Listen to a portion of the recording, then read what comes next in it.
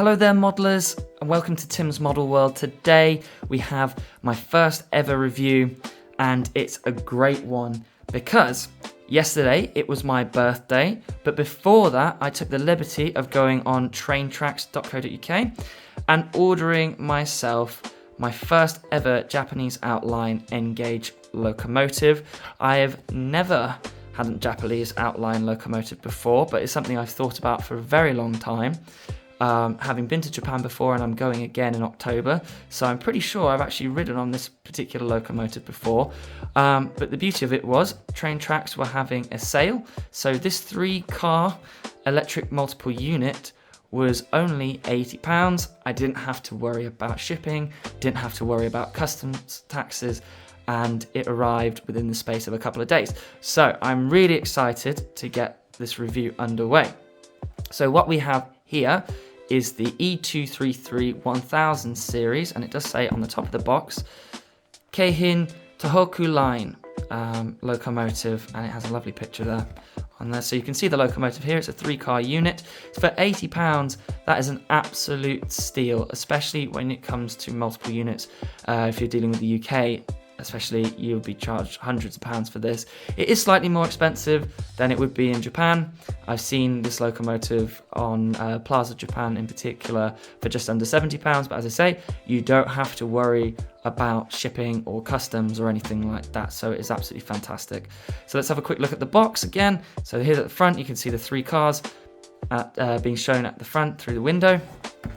On the back, we have a nice actually diagram. If you can speak Japanese or use Google Lens, you'll be able to translate it because it shows how to make the consist up of multiple coaches. You can get expansion packs for these particular locomotives where you can get extra coaches, extra cars, and this will tell you what order to put them in. So that's absolutely fantastic. Something that we don't have in British Outline models at all.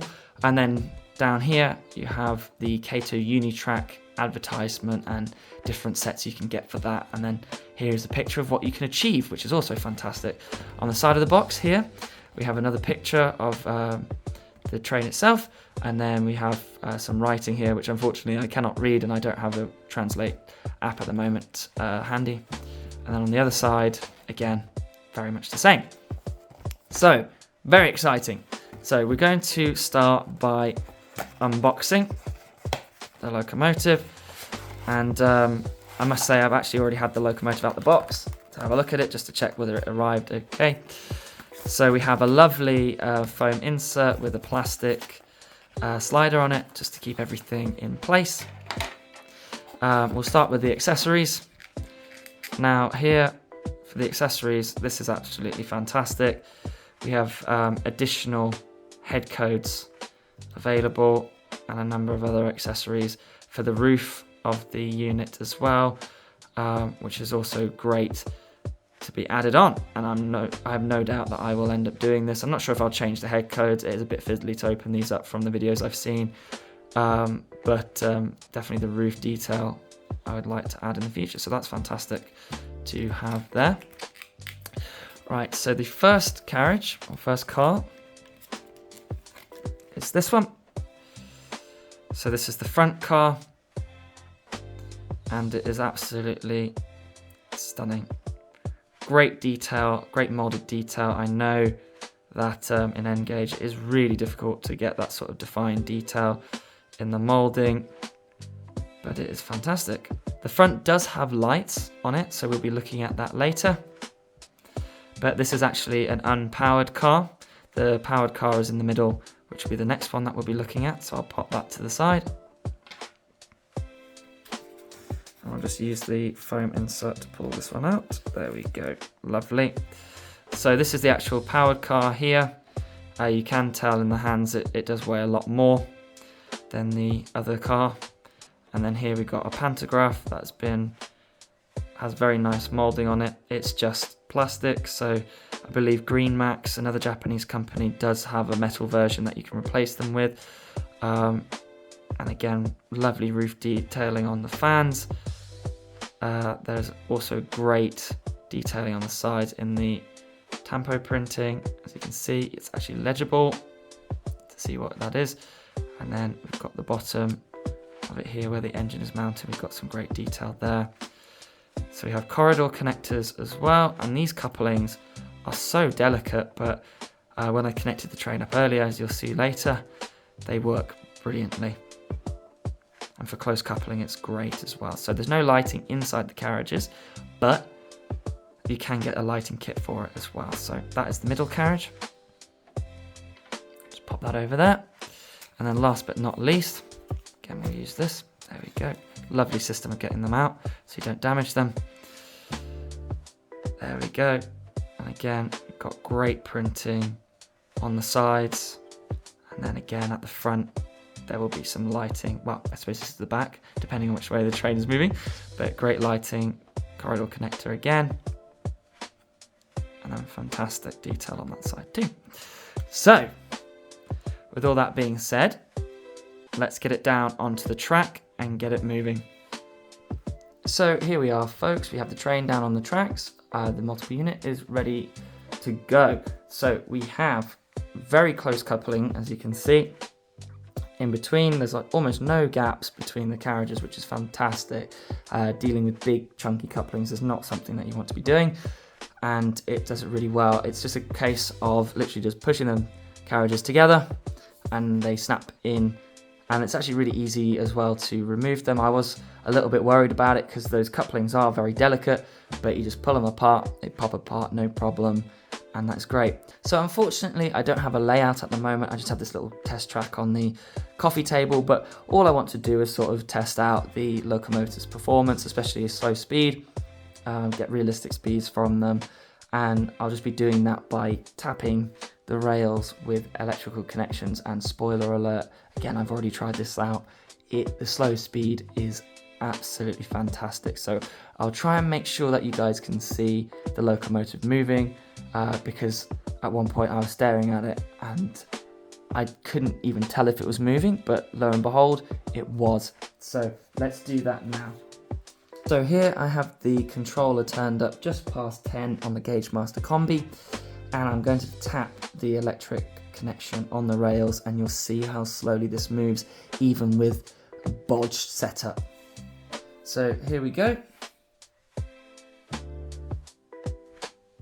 And as you can see, the locomotive is crawling forwards at a great speed. Look at that go. Look how slowly and smoothly that's moving. Now Kato says that this has a cordless motor in it with a flywheel, and I absolutely believe that to be the case. The way it's moving so slowly is amazing. So I'm going to take the connectors off, put it in reverse, and you'll see it in reverse too. Here we go.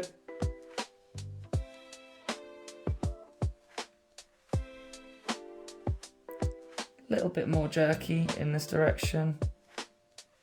Moves a little bit faster as well. But as I say, I've got a pretty bodged setup at the moment, so I don't think that's the fault of the locomotive at all.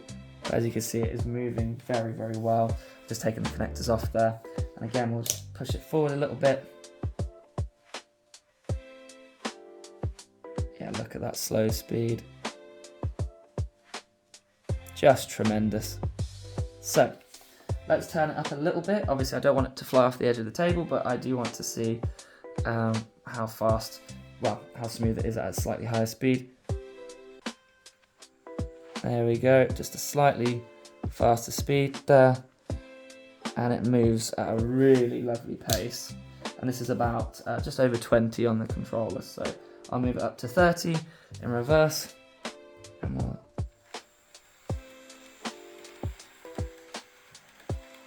Perfect. It's really wonderful. I can't wait to set up a layout and have a go with it. Oh, the little clickety clacks are, something really fun, and it's lovely to hear. So just move it back into frame. There we go. Perfect. So now let's have a look at the lighting a little bit. So we have the train set up. Ready to see the lighting on it, and I'll place the connectors on the track We'll get a good look.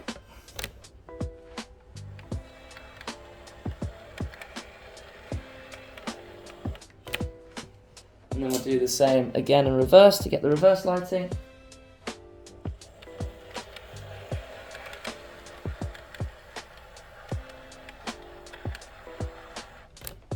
And there we are. So as you can tell from this short little review, this locomotive is absolutely superb, and for £80 you cannot go wrong with it. Unfortunately, I believe that Train Tracks only had one left in stock after I ordered mine, so hopefully in the future they will have more in stock and they will discount them in the same manner. But they're also available via places like Plaza Japan for around £70, and then of course there's a £10, £15 shipping depending on how much you order.